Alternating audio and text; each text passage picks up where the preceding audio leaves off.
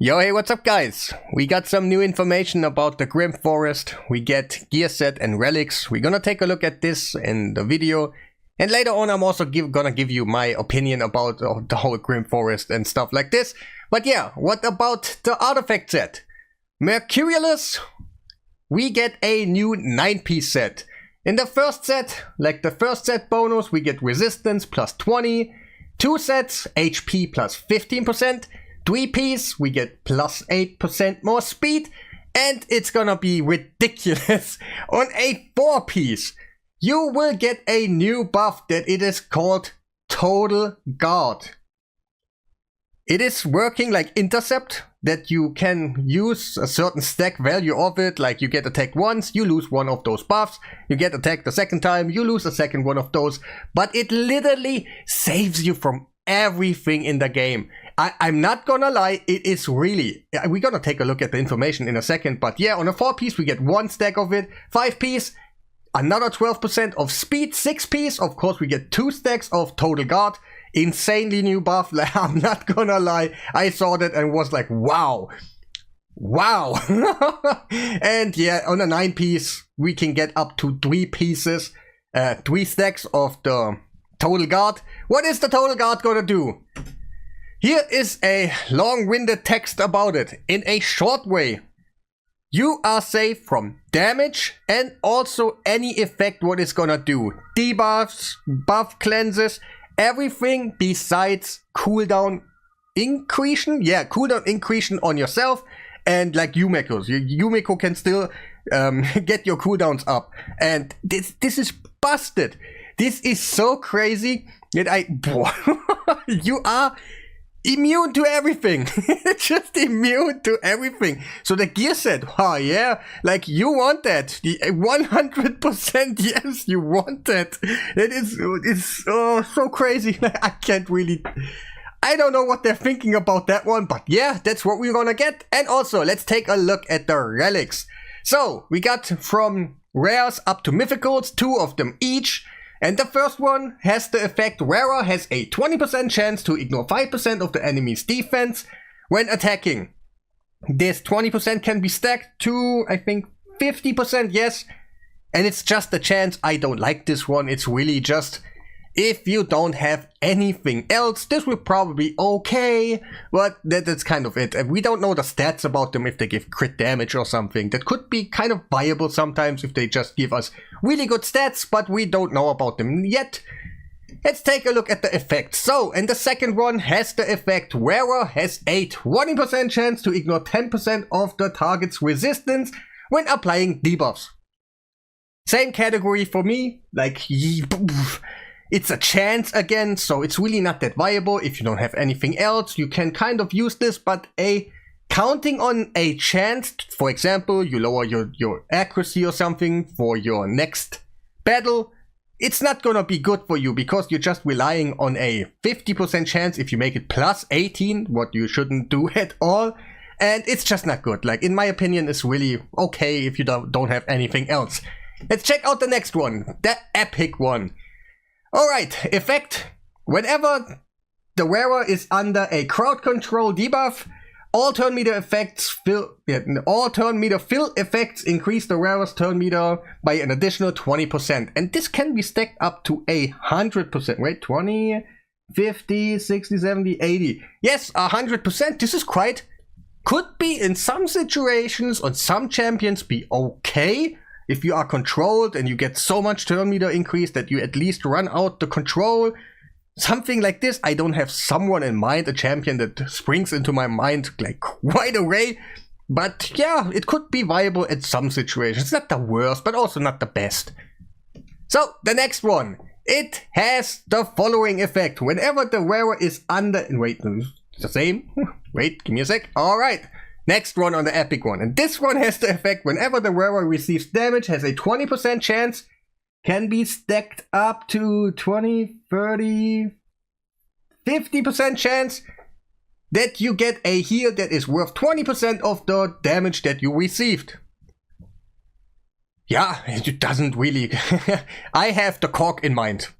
like he heals by himself. Like this is again just a chance, and it's not 100%. If it would be 100%, for some champions this would be actually nice, like no doubt. But just relying on chances again could be annoying if you hit the RNG triggers over and over. That would be quite okay. Alright, first legendary. Let's see what this one can. And this one is quite juicy, to be honest. Once per round, wearer has a 50%, stacks up to 100% chance of activating an instant turn effect when one or more allies are killed.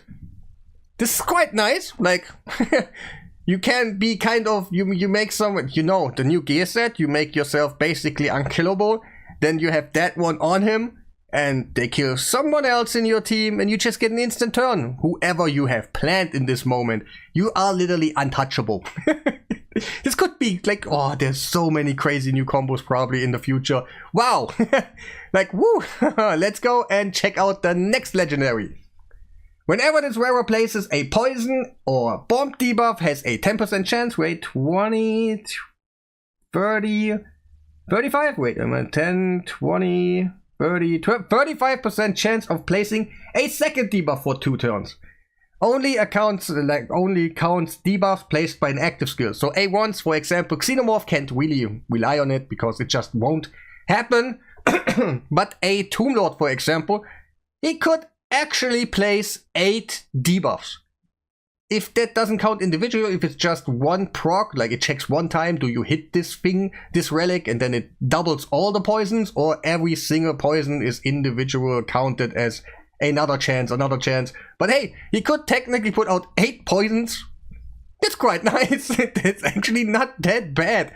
But also, yeah, bomb champions also could be kind of, yeah, it's okay. Like, it's not bad. There could be someone that is actually, yeah, having a good time when he puts that on. So mythical. Woo, now we're getting somewhere, huh? The mythicals, they must be insane, right? When all of the wearer's allies are dead, places a block damage of the wearer on the wearer for 1 turn, has a 10% chance of placing this buff when a single ally dies. That means, yeah, just if everybody else dies, you get block damage. There are AoE faction in PvP that is quite nice. If you have it on the last spot, your Reviver, for example, your enemy puts out an AoE, everybody else dies before the last in the line, your Reviver with this relic, and then you can revive everybody because you just block the damage, because like AoE is not really AoE, it goes 1 by 1, and if the third in line is dead, that block damage triggers, and then the fourth in line was what has the block damage in this moment. It's just not having the damage, and this could be quite okay. But also, I think we have a gear set that quite does it. Wait, is it Rebirth or something? Wasn't that right? I think so, but maybe this could be okay. Like, there's some champions, there are always some out-of-the-box champions that can benefit about some funky, stupid, underwhelming relics. So, let's check out the last one. And here I think it's getting really juicy. This one is the new best ignore defense relic in the game. You can ignore up to, let's check out first the effect. Wearer ignores 10% of the target's defense at the start of the round, places a perfect veil buff on the wearer for 2 turns. While under a veil or perfect veil, wearer ignores an additional 5% defense. You can get an additional 15% ignore defense right here, plus 10% ignore defense right there. We are on 25, and with this one, you kind of want to make sure that you have perfect veil. Of course, that will be your setup. You get 30% ignore defense. That is quite nice. This is a lot. And I think maybe we can even make it that we just ignore 100% of the defense of Chimera. That is not having life arena bonuses right now, so it's way harder usually. But this one can actually make it work. Maybe you just need a little bit of ignore defense, or like the gemstones also. We have some gemstones that I don't know if we can actually put it in here, or obviously we don't see the sockle things. And yeah, but overall I think this one is quite nice. And also for Titus teams and stuff, if this one has crit damage later on, this will be insanely good for trials in Chimera. Because you can get the perfect veil, plus still having all the ignore defense, you still get your super nice damage without losing anything. And overall, I like this one really a lot. But I want to also talk about what I think about the Grim Forest at the moment. Let me go for, there's some additional information that we got right before I make the video. It's just like 30 minutes, I have time to upload this one and stuff. So, it will be another area in the game which is conditionalized. And you don't know about your enemies, like everything is hidden. Then you go into the fight, and that's where I'm kind of like, drawing a line where I'm like, wow, it's not great. Because you build decks at the beginning. You join normal mode, you have 2 decks with 10 champions in there that you can select. And then you're gonna join a stage, and it will pick random champions for you outside of your deck. And that's where I'm like, wow. Randomized character selection. Kind of not totally randomized. You put some champions in there, and then you hope that the best ones. What if you just don't, like for hard mode, you need 20 champions for 1 deck, and you have 2 decks. So 40 champions that all want to be really good. What if you don't have that much? You put, like, let's say in the normal mode, you put 5 champions in there that are really good in each deck. And then you fill the rest with something that you have. It's just a deacon or something. It's just laying around, no gear at the moment or something. And you just put him in there. And then you just hope when you enter a stage, we don't really know how it works right now. It's like we have the text up there that you get the random champion selected, but we don't know in which stages. Maybe there are some, where they don't select random champions for you. But at this point, I'm drawing a line. First of all, I don't know the enemies, like the path, nothing else. And then I will get selected by random things. And it's just a cursed city, new faction wars, where you have to do probably so much, and I don't even know right now. In the stages, are there some missions? If you fulfill them, that you get something like the roguelike, where if you put 10 stuns in the fight, then you activate the plus 10% HP for the next stage or something. It could also be a factor. So you enter the fight, you have no idea where to go. You select champions that you hope that will fit for the stage that is gonna be selected, or else it's kind of, alright, maybe you can reroll with some energy or something, could be also just the randomized things in the game, getting a little bit crazy at this moment. I don't like Cursed City, to be honest. Those stages, they're just made ugly for you. Whatever you do, it's just tedious. Faction Wars, tedious. Chimera at this point, tedious. And the new stage, the new mode that is just gonna need more time, it's kind of not so appreciated, because kind of the fun factor for me is just not really there at this moment. It's just another thing. And the YouTube content, it's not gonna be nice for YouTube, because the comments will always be really complaining about whatever you pick, because then someone else doesn't have it. Then you have your champions randomized. You cannot really do like guides and stuff. And yeah, overall, I don't think it's gonna be that great, to be honest. And yeah, I really hope they're gonna surprise me. They said already something about time in the game. That gives me hope that maybe other areas in the game, they can just faction wars. If you've done it once, you just have a quick battle in there, and you don't even have to change your gear on that team or something, because that also gets kind of annoying all day long, changing around gear, entering that stage, changing around gear, entering that stage. And something maybe is gonna really surprise me, and then I'm happy, and I can full focus on this mode, have my fun, and test around. The new bosses obviously is gonna be interesting. I wanna kill them, of course, but also I hope they're not going too crazy about it. And yeah, I think that's gonna be it. I'm not so happy about the the mode and overall.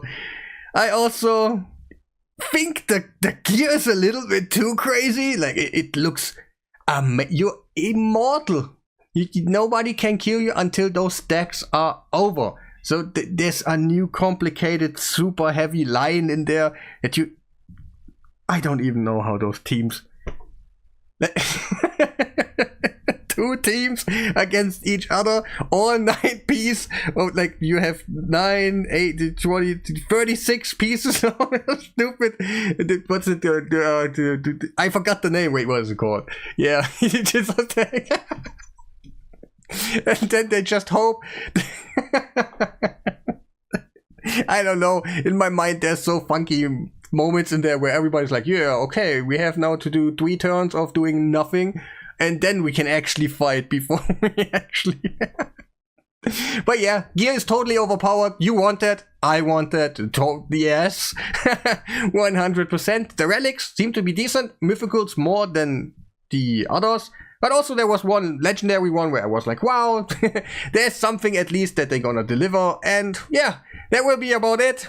Make sure to press that like button. Subscribe if you haven't done already. And yeah, have a nice day.